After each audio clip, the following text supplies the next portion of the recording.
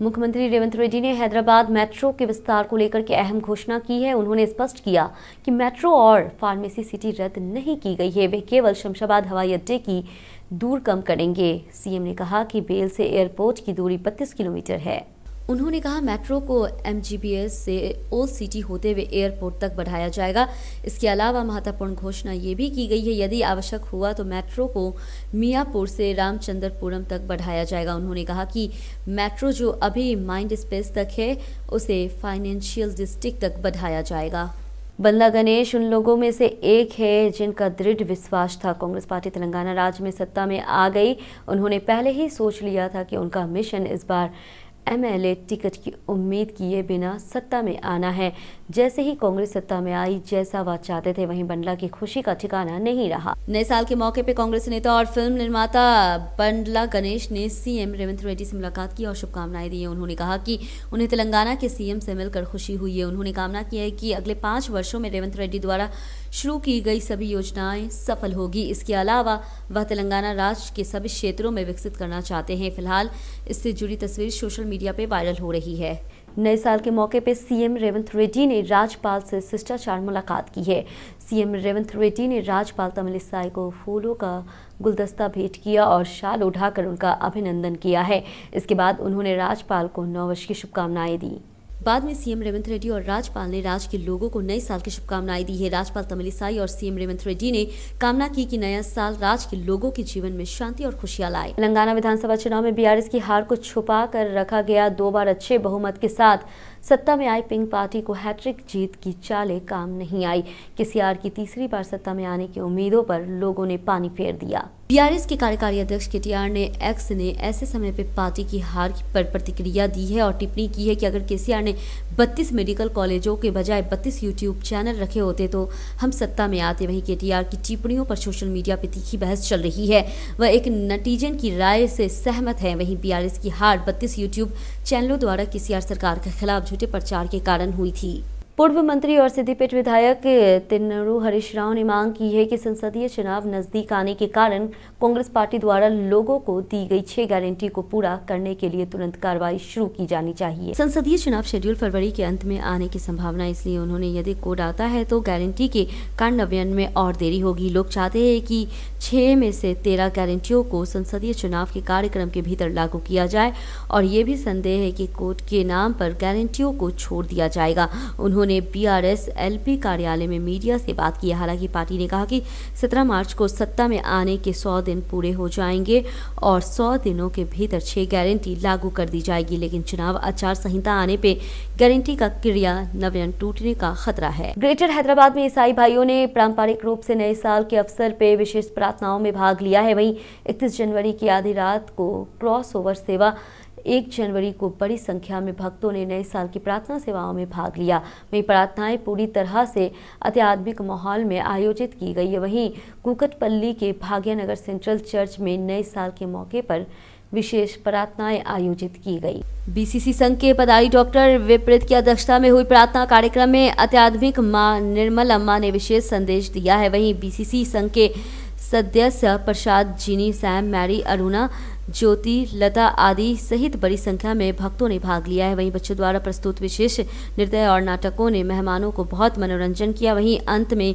सभी भक्तों के साथ साथ लोग प्रेम भोजन में शामिल हुए। नए साल के अवसर पर national BC welfare association Bijwada के तेलंगाना राज्य महासचिव परनीत गौड़ के निर्देशन में वनस्थलीपुरम स्थित ready to serve old age home में अन्नदान कार्यक्रम का आयोजन किया गया है। मौके पे उन्होंने वृद्धाश्रम में बुजुर्गों को अपने हाथों से भोजन परोसा। इसके बाद उन्होंने कुछ समय बुजुर्गों के साथ मौज मस्ती करते हुए बिताया और उनका हालचाल पूछा। अवसर पे बेजवाड़ा परनीत गौड़ ने कहा कि नए साल की पूर्व संध्या वृद्धाश्रम में मनाकर उन्हें बहुत खुशी हो रही है। बुजुर्गों से बात करने के बाद अपनी दादी नानी के साथ समय बिताने का मन हुआ। वहीं रेडी टू सर्वे के आयोजकों ने पेदा शंकर को ऐसा अवसर देने के लिए धन्यवाद दिया है। उन्होंने सभी युवाओं से अपना जन्मदिन समारोह ऐसे वृद्धाश्रमों में मनाने का आह्वान किया है। इसके बाद रेडी टू सर्वे के आयोजकों ने परनीत गौड़ को शॉल उठाकर सम्मानित किया।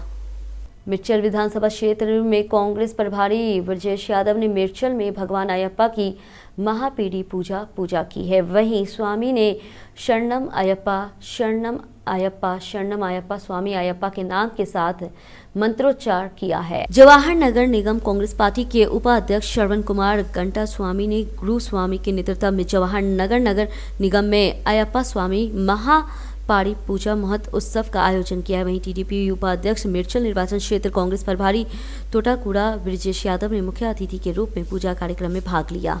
तेलंगाना के डीजीपी रवि गुप्ता ने लोगों को नए साल 2024 की हार्दिक शुभकामनाएं दी हैं। उन्होंने सभी की सुखी स्वास्थ्य और समृद्धि जीवन की कामना की।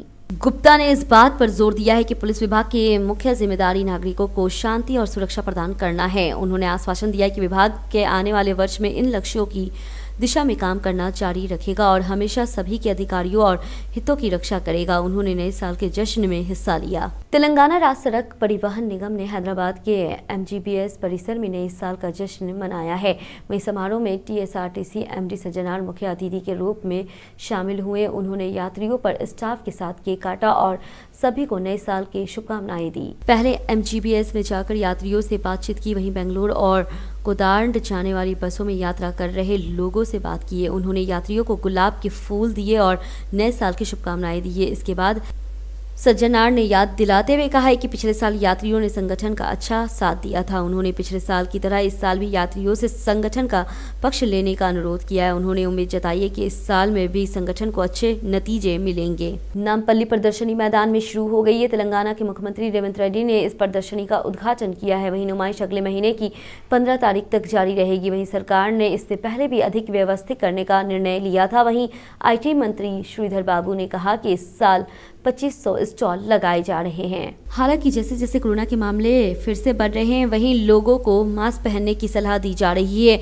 अधिकारियों ने कहा है कि नुमाइश के मौके पर हैदराबाद में यातायात प्रतिबंध लगाए जा रहे हैं। बताया गया है कि नामपल्ली की ओर जाने वाले वाहनों को 15 फरवरी तक अलग अलग मार्गों पे डाइवर्ट किया जा रहा है। बताया गया है कि प्रतिदिन शाम 4 बजे से आधी रात तक यातायात प्रतिबंध जारी रहेगा। तेलंगाना सरकार ने एक अहम घोषणा की है। राशन कार्ड धारकों को ये KYC 31 जनवरी 2024 तक पूरी कर लेनी चाहिए। वहीं नागरिक आपूर्ति विभाग ने इस आशय के आदेश जारी कर दिए हैं।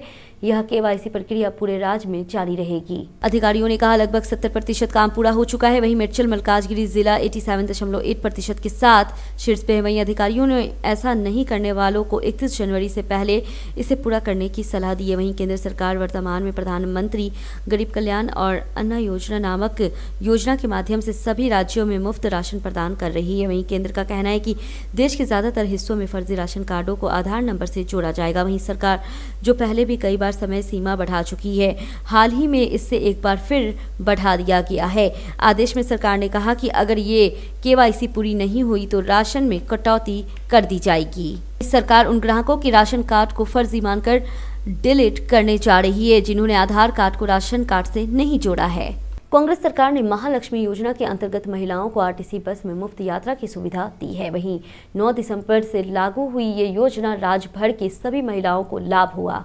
वे सभी महिलाएं जो पहले ऑटो पे परिवहन के अन्य वैकल्पिक साधनों का सहारा लेती थी, अब बसों में चढ़ने लगी हैं। उससे बसें खचाखच भरी रहती है। ऑटो की मांग घटी है। ऑटो चालक अपना गुस्सा जाहिर कर रहे हैं। सरकार के फैसले से उन्हें नुकसान हो रहा है। वहीं ऑटो चालकों ने इस महीने की 4 तारीख को महाधरना का आह्वान किया है और सरकार से उनकी मदद करने और उनकी समस्याओं का समाधान करने की मांग की। जुबली हिल्स और बंजारा हिल्स सड़कों पर यातायात ठप हो गया है। नए साल के जश्न की पृष्ठभूमि में TTD मंदिर, जुबली हिल्स के पेदम्मा मंदिर, जगन्नाथ मंदिर और बंजारा हिल्स के इस्कॉन मंदिर में बड़ी संख्या में श्रद्धालु उमड़े। इससे जुबली हिल्स में रोड नंबर 1, 36 और 45 पे ट्रैफिक जाम हो गया। बंजारा हिल्स में रोड नंबर 1, 2, 3 और 10 में भी यही समस्या बनी हुई थी। वहीं करीब 1 किलोमीटर तक वाहन रुके रहे। माधापुर थाना क्षेत्र के होटल में आग लग गई। वहीं दुर्गम चेरू मेट्रो स्टेशन पे गर्लफ्रेंड मंदिर के ग्राउंड फ्लोर पे आग लग गई है। आग बिजली के शॉर्ट सर्किट के कारण लगी।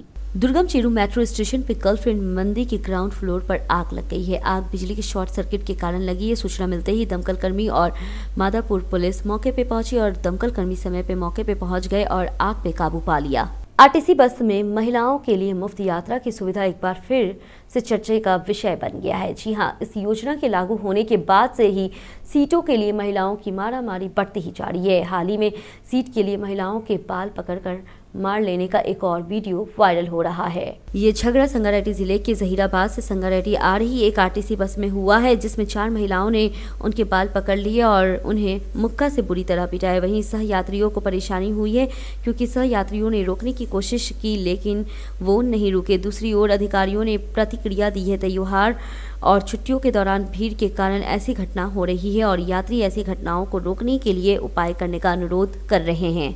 ओल्ड सिटी में शराब पीकर गाड़ी चलाने की घटना के चलते व्यक्ति ने पुलिसकर्मी को थप्पड़ मार दिया है।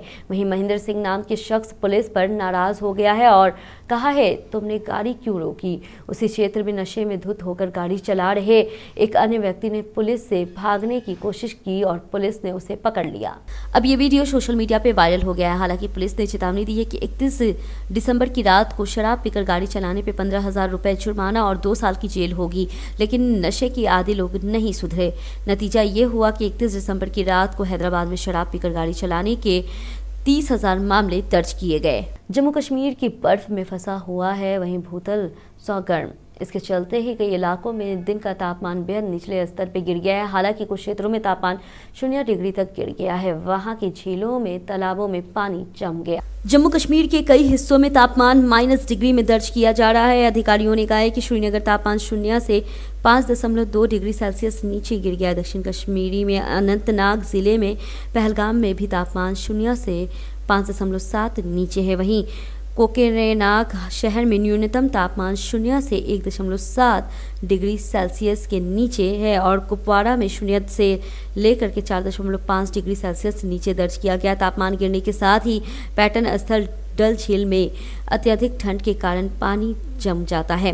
वहीं तापमान न्यूनतम स्तर पर दर्ज किए जाने के कारण पर्यटकों को भारी दिक्कतों का सामना करना पड़ रहा है। कुल मिलाकर अंदाला श्रीनगर ठंड से कांप रहा है।